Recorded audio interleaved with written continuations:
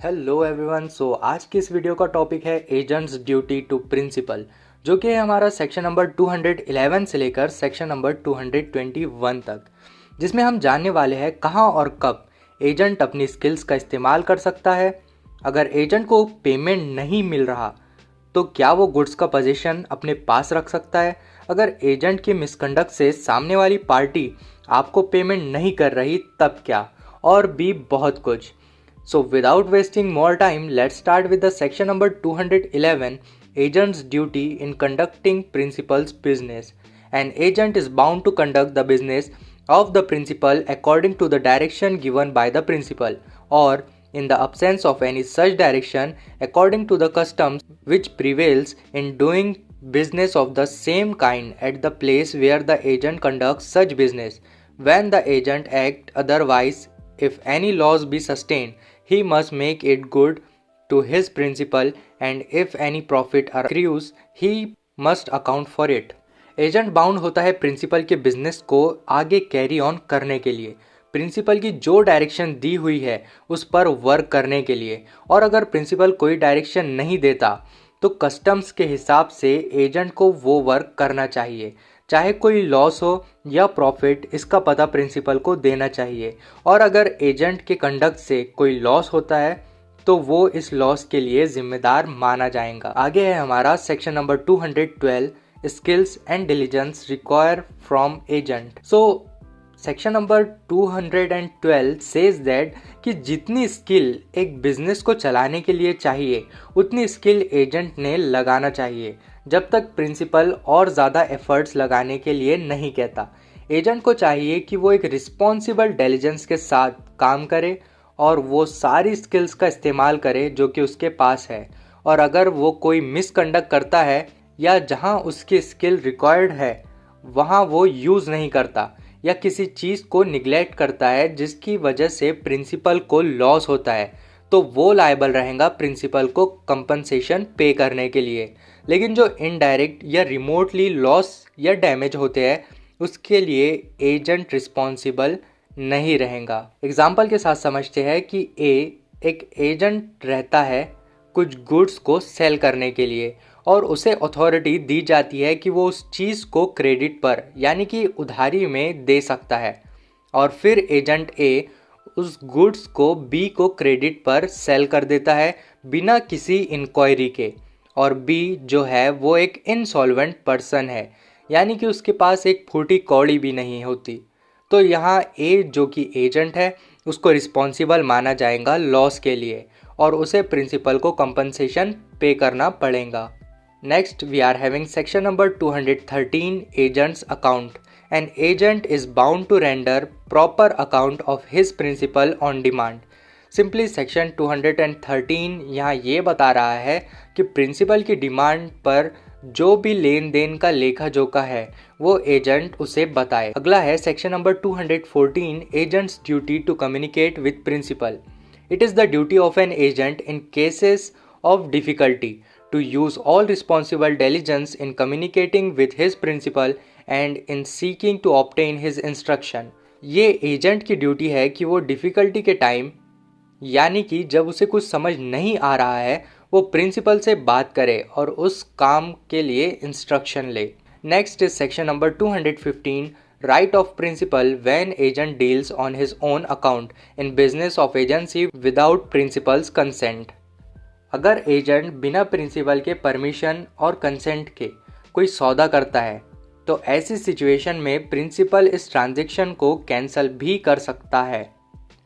अगर उसमें material fact dishonestly concealed किया जाता है तब भी वो इस ट्रांजैक्शन को कैंसिल कर सकता है। चलिए इसे एक एग्जांपल के साथ समझते हैं। ए की एक प्रॉपर्टी होती है जिसे सेल करने के लिए वो बी नाम के एजेंट को बोलता है।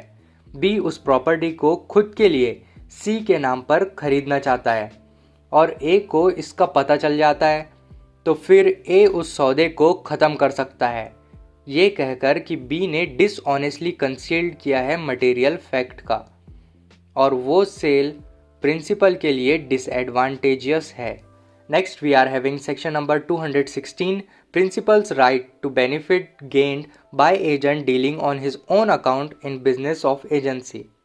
If an agent without the knowledge of his principal deals in the business of the agency on his own account instead of on account of his principal, the principal is entitled to claim for the agent any benefit which may have resulted to him from the transaction.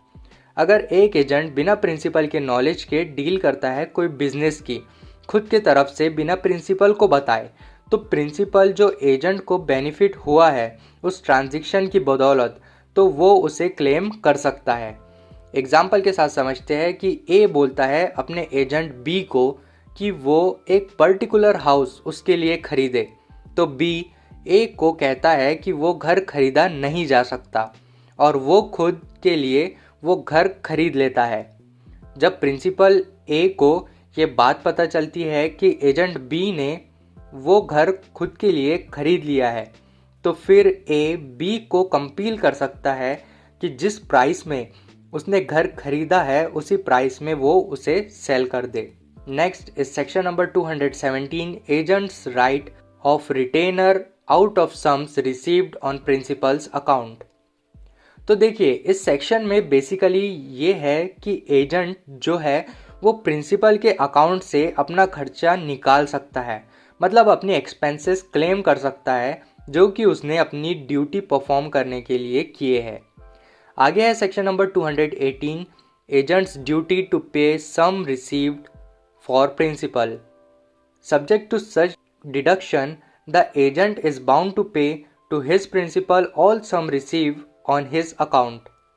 अब यहाँ agent को बताया गया है कि जो भी amount receive होगा किसी डील से वो एजेंट अपने प्रिंसिपल को ईमानदारी से बताए। आगे है section number 219, when agents remuneration becomes due.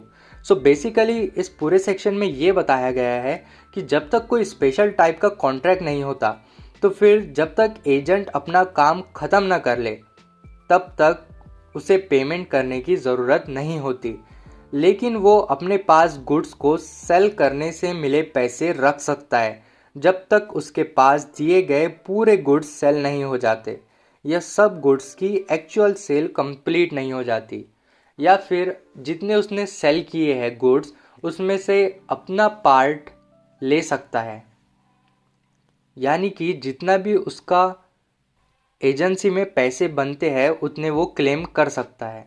Next is section number 220, which states that an agent who is guilty of misconduct in the business of the agency is not entitled to any remuneration in respect of that part of the business which he has misconducted। तो देखिए एक agent जो कि guilty है किसी business में misconduct के लिए, तो ऐसे एजेंट अपनी मजदूरी या जिसे हम हिंदी में परिश्रमिक कहते हैं उस पार्ट ऑफ बिजनेस के लिए लायबल नहीं है, यानी कि उसने जिस पार्ट में मिसकंडक्ट किया है उसके लिए उसे पेमेंट नहीं मिलेंगी।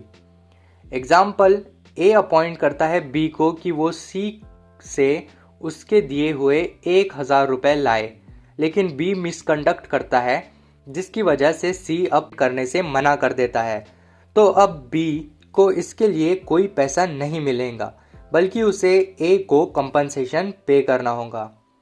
अब है हमारा last section of the video which is 221, agents lien on principal property. तो देखिए इसे शॉर्ट में एक्सप्लेन कर देता हूँ कि एक एजेंट आपकी गुड्स रख सकता है, पेपर्स या प्रॉपर्टी अपने पोजीशन में रख सकता है, चाहे उसे मूवेबल या इमूवेबल चीज़ मिली है प्रिंसिपल से, लेकिन कब? जब आप उसकी पेमेंट नहीं किए हो और उन चीज़ों का पोजीशन उसके पास हो तब तक।